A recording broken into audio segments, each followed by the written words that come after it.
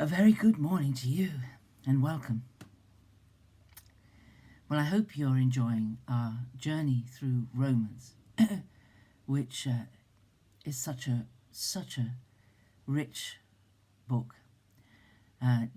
Romans chapter 2 we were looking at again yesterday, and this chapter argues very strongly that both Jew and Gentile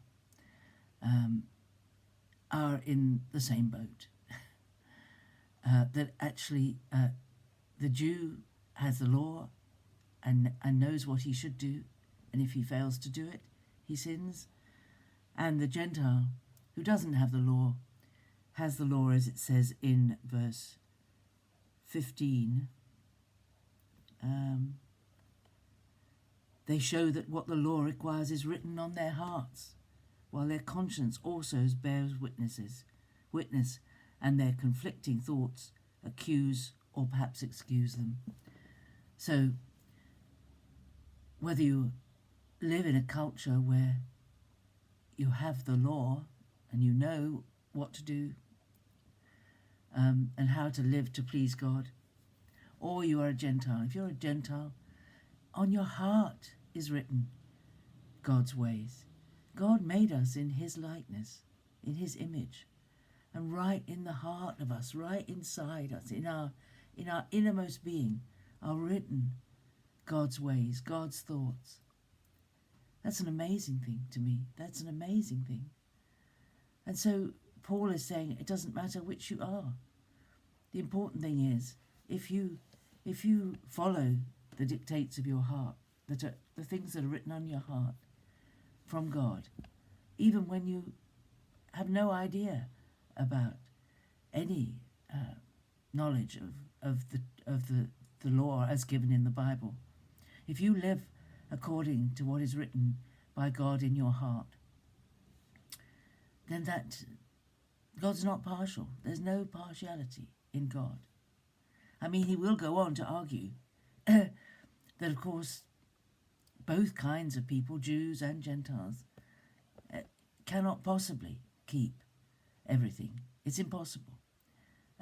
It's an impossibility. But his argument here is to say that actually, even though you think these two groups of people are very different, they're actually the same. And that the important thing is, when you know what is right to do and you do it, it's a credit to you. And when you don't do it, it marks against you. God is not partial. That's what it says in verse 11. For God shows no partiality. So it doesn't matter. I mean, there are some people who think that those who are born Jews and have been brought up, well, those who are of the Jewish faith, the Jewish nation, not necessarily the Jewish faith, but of the Jewish nation, are automatically saved, are automatically credited with righteousness by God simply because they are a member of his chosen people. But the Bible makes it quite clear that it is that the whole reason the law was given, we'll see that in Paul's writing, the whole reason the law was given was to show how impossible it was for us to save ourselves, that we need to be totally dependent on God, whether we're Jews or Greeks. The Jews will always be special people to God, but the fact that you're born a Jew does not act as a passport to get you into heaven. The fact that you're circumcised doesn't make that much difference if your life does not reflect your Jewish heritage in the way you live. And even that, Jesus tried to make it clear in his life that even if you did all things outwardly, the Sermon on the Mount makes it quite clear that for Jesus, it's about the motive. It's about what goes on in your heart. It's about how you think. And this comes out in verse 16 here in chapter 2. God judges the secrets of men, the secret things of men. And in verse 29, he is a Jew who is one inwardly, and real circumcision is a matter of the heart, spiritual and not literal.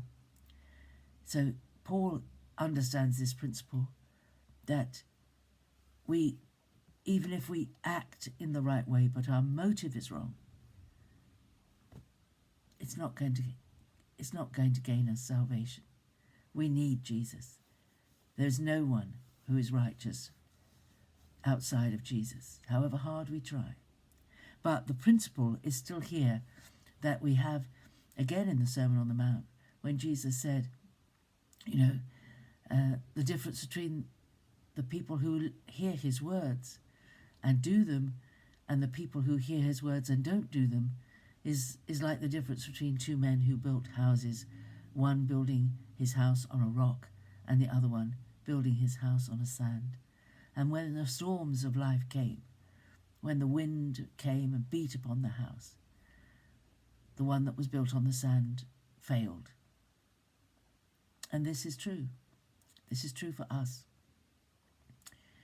That even as saved people, we need to be doers of the word, not to gain us salvation, but to show how Jesus has impacted our lives. We want to live to please him. So, chapter 2 done. Praise God. Let's read chapter 3 today. Romans chapter 3. And I will be with you again tomorrow morning. God bless. Bye-bye.